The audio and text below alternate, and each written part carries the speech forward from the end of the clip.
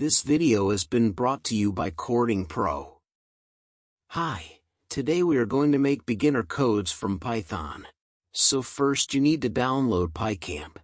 This app will help to build your code easily. I have put the link below to download PyCamp, so let's get started. So the first basic step to output your code is to type print.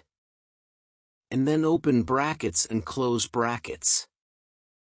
Then double quotes. So whatever you type inside double quotes will be executed. For example, we will type hello world.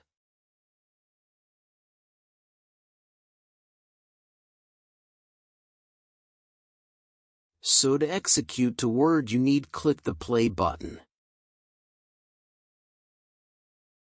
So now you can see the word has been executed.